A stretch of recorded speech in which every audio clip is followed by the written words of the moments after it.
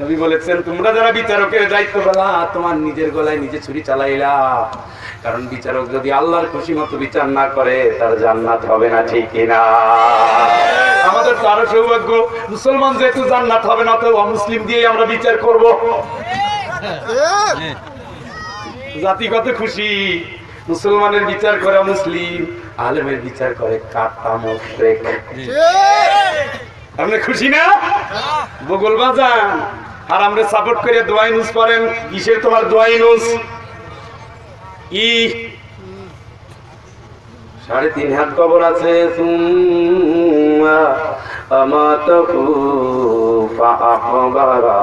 আল্লাহ বলে মরণ আছে, কবর কিন্তু রেডি আছে, ঠিক কিনা? আপনার বলা লাগবে না, মরে গেলে অটোমেটিক কবর হবে, হবে না? আজিমপুরে চলে যান। ঢাকায় আমি অনেক বছরের ছাত্র ছিলাম, 3টা সার্টিফিকেট আছে আমার ঢাকার। রাজশাহীর আছে একটা, বরিশালের আছে একটা, সিলেটের আছে একটা। এই সার্টিফিকেট গুলো অর্জন করতে গিয়ে আমি দেখেছি কত মানুষ লাওয়ারিস লাশ হিসাবে আজমপুর কবরস্থানে ঢোকে। ওই লোকটা কোথায় বাড়ি, কোথায় ঘর, কে বাপ কে মা খবর নাই, কিন্তু ওই লোকটার কবর রেডি করে দিয়েছে, কোনো বাধা নাই, ঠিক কিনা? যাবা না, ঠ্যাং পেঁচাইয়ে জোর করে বান্ধা পাঠাবে। কবর তো নিশ্চয়ই আনন্দের জায়গা, কি যে যাচ্ছে টের পাচ্ছে। দূর ধরে বুড়া হয়ে গেছে, এখনো ছেলেকে বলে মাদ্রাজ নে মাদ্রাজ। কেন? তার চিন্তা হলো সে আরো কিছুদিন বাঁচবে, অথচ আমার আল্লাহ তার পুরা যৌবন কাল তারে সুস্থ রেখেছিল, মাথা নোয়ায় নাই। ক্ষমতার দাপটে কে আল্লাহর কথা বলে, ওই লোকটাকে এলাকা ছাড়া করার জন্য ওই বজ্জাতটাই ছিল যথেষ্ট, ঠিক কিনা? কি অহংকার, ওরে আল্লাহ। একবার গেলাম গাইবান্ধা, সাদুল্লাপুর। কোরআনের আইন নিয়ে সমাজে তখন অনেক গন্ডগোল, রাষ্ট্র ধর্ম ইসলাম থাকবে কি থাকবে না, অনেক কথা গালাগালি কলহ চলাচলি হচ্ছে। মাদ্রাসায় জঙ্গি ভরে গেছে, আর্মিদের ভিতরে জঙ্গি আছে, মাদ্রাসা শিক্ষার্থীরা আর্মির ভিতরে আছে, অনেক খাপনি মেরে আছে, এরকমের লেখালেখি হচ্ছে। ওই সময় এক মসজিদে গেলাম, ইমাম সাহেব বলছে, ফয়জুল ভাই আজকে আপনি একটু আলোচনা করেন। আলোচনা শেষ করলাম মাত্র 20-22 মিনিট। নামাজ শেষ করার পরে একজন নেতা দেখি কয়েকজন কর্মী নিয়ে আসছে, আমারে মারবে। আমি বললাম, স্যার আপনি তো স্কুলের মাস্টার, আমি কিন্তু বিশ্ববিদ্যালয়ে পড়াই, আপনার চেয়ে কম লেখাপড়া আমি করি না, আপনি থামেন। কি হয়েছে, আপনি কি ছিলেন মসজিদে? আমি ছিলাম না, আমার গোলাপান ছিল। বলছে যে এই লোকটা নামাজ মসজিদে পড়ে না, আবার সিস্টেমের জন্য দরদ দেখায় কেমনে, ঠিক না? জুমার নামাজ ছিল, জুমা।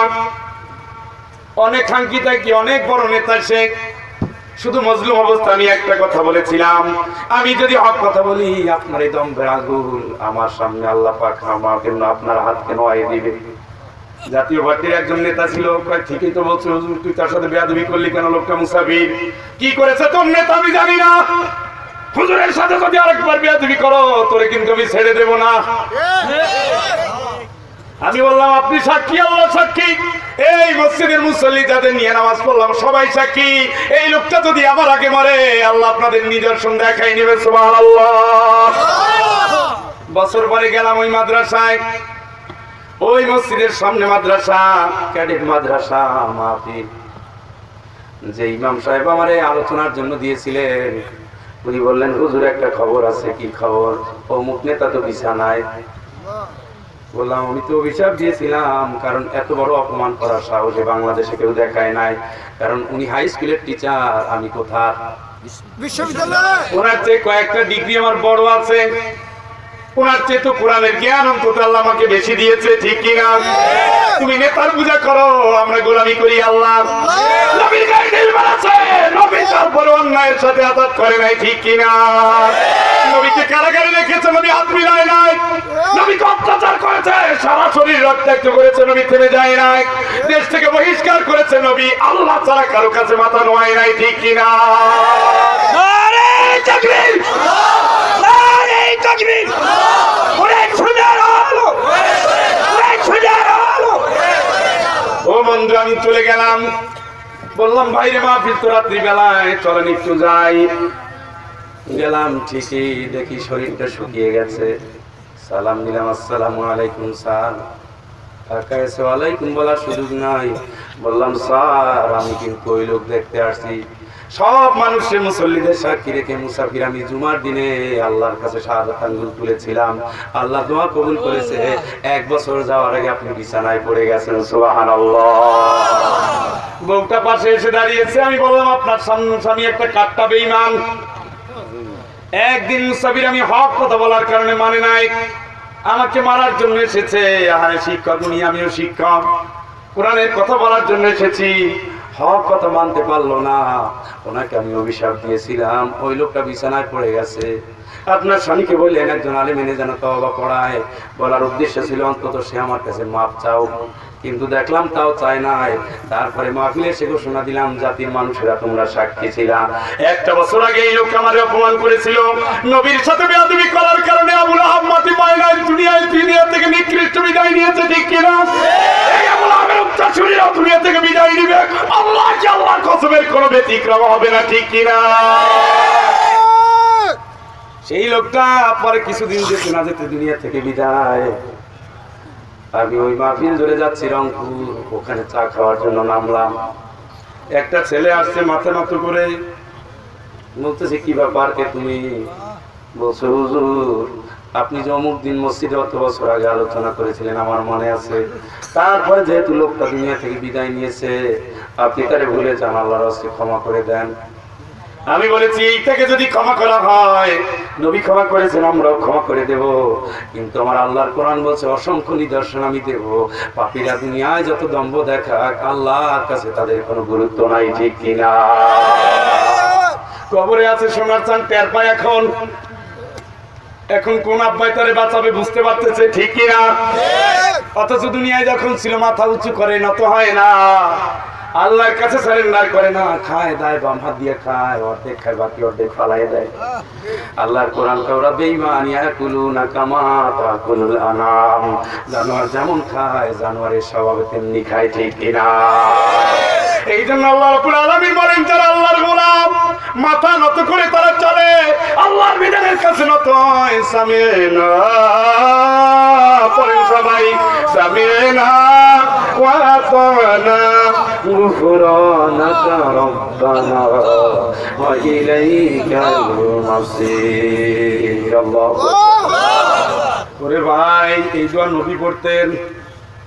আল্লাহ শুনলাম, মানলাম, ভুল হয়েছে, দেরি হয়েছে, অন্যায় হয়েছে, ক্ষমা করে দিও। সুবহানাল্লাহ। দুনিয়ার প্রেসিডেন্ট হন, এমপি হন, চেয়ারম্যান হন, মেম্বার হন, ক্ষমতাশীল হন, আল্লাহর আইনের সাথে বিরোধিতা করেন না। না পারলে নীরব থাকেন, পারলে সাহায্য করেন, ঠিক কিনা? নবীজির চাচা ঈমান আনে নাই, কিন্তু নবীকে হৃদয় আগলে দিয়ে ভালোবাসতেন। যতদিন চাচাদার বেঁচে ছিলেন, কাফেররা একের পর এক ফর্মুলা নিয়ে এসেছে। এতিম নবীর দিকে তাকায় বলে, মুহাম্মদ তুমি কি কও? মোহাম্মদ বলতেন, চাচা বাবা নাই, আপনি তো আছেন। কাফেররা যদি এক হাতে চাঁদ এনে দেয় আর এক হাতে সূর্য এনে দেয়, আল্লাহর কসম আমার আল্লাহ যে দায়িত্ব দিয়েছেন ওখান থেকে এক চুলো নড়ব না। সুবহানাল্লাহ। চাচা বলতেছেন তো আল্লাহর কসম কাটছে, এবার কাজ হবে না, তোমরা যাও। কাফেররা এসে বলতেছে এক কাজ করো, আমাদের একটা লোক তোমারে দেই, তোমার ভাতিজারে আমারে দাও। চাচা বললেন ও প্রস্তাবটা তো বড় চমৎকার, খাওয়াই এলো তোমাদের মানুষটারে আমি বড় বানাই, আর আমার ভাতিজারে তোমরা মারিয়া ফেলাও। সুবহানাল্লাহ। কোন চাচা তুই মানানে নাই? মরার আগে রাসূল বলেছেন, চাচা যান, জোরে বলা লাগবে না, শুধু একটা বার ঘোষণা দেন, লা ইলাহা ইল্লাল্লাহু মুহাম্মাদুর রাসূলুল্লাহ। আবু জাহেল বলে, খবরদার খবরদার, লাতের কসম, উজ্জার কসম, জীবন ভর একই দলে থাকলাম, মরার আগে মেদিন হয়ে মরবা।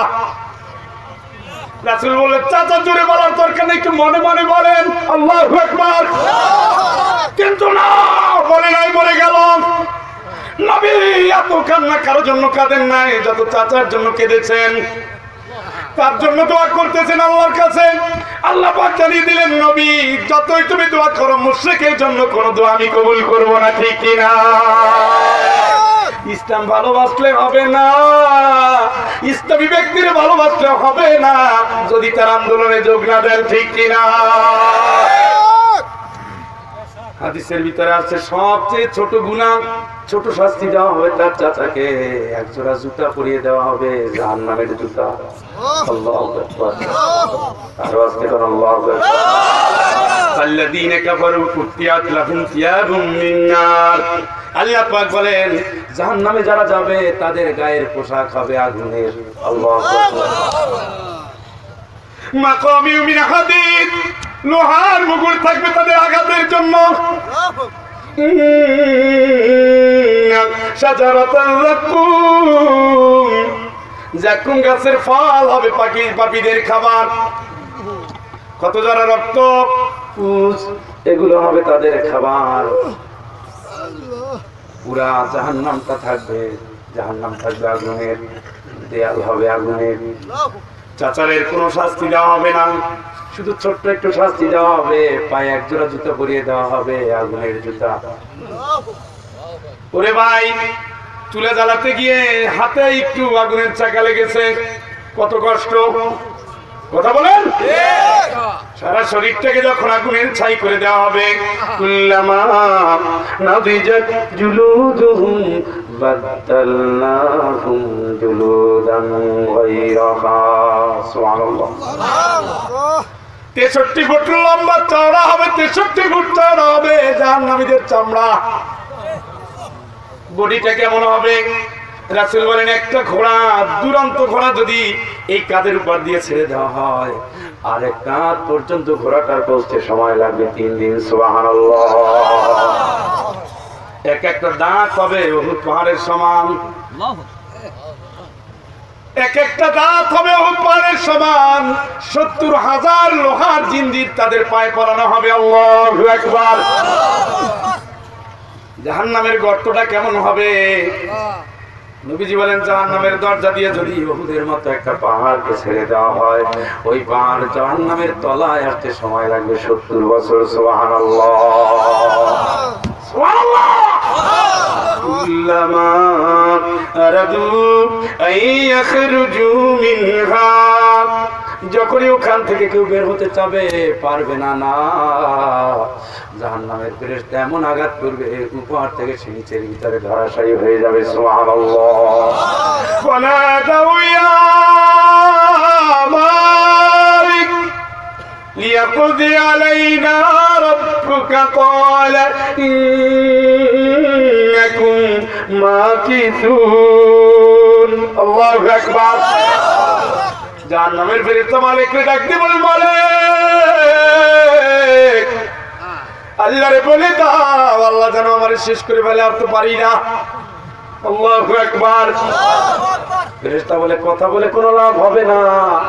লাকাদ জিইনাকুম বিল হাক্কি ওয়ালাকিন্না আকতারাকুম লিল হাক্কি কারিহুন। আল্লাহু আকবার।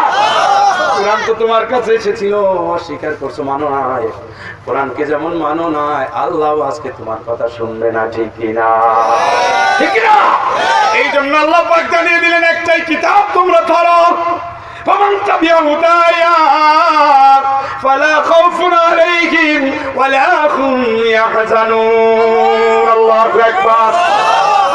কি কিতাব পড়ো? কোন কিতাব তোমার? কোন কিতাব খালি আকাবেরিন মারা? কোন কিতাব শুধু বুজুর্গ ভাড়া? কোরআন মানো, হাদিস মানো, জীবনের রেলগাড়িটা জান্নাতের দিকে চালিয়ে দাও, ঠিক কিনা? বুজুর্গদের জীবনের ভিতরে মুক্তি নাই, আকাবেরিনদের জীবনের ভিতরে মুক্তি নাই। মুক্তি যদি পেতে চাও, আমার আল্লাহর কোরআন, নবীর সুন্নাহ, নবীর হাদিস আর সাহাবীদের জীবন, ঠিক না? এটাই তো যথেষ্ট। তারাকতু ফীকুম আমরাইন, কয়টা জিনিস? দুইটা। একটা কি? কোরআন, আর একটা কি? হাদিস। মুসলমান এখন কোরআনও পড়ে না, হাদিসও পড়ে না, তাকে উপরে রেখে দেয়, তাবিজের কিতাব বানায় ফেলছে। তাবিজ বানানোর জন্য কোরআন আসছে? কথা বলেন। কোরআন আছে সমাজ পাল্টে দেওয়ার জন্য, ট্রেনিং দিচ্ছেন আল্লাহ, নবীকে পাঠিয়েছেন ট্রেনিং দাতা। সুবহানাল্লাহ। শিক্ষক হলেন, ছাত্র হলেন আবু বকর, ওমর, ওসমান, আলী রাদিয়াল্লাহু তাআলা আনহু। যা আল্লাহ নাজিল করেন সমাজে তার প্রয়োগ ঘটে। সুবহানাল্লাহ খান।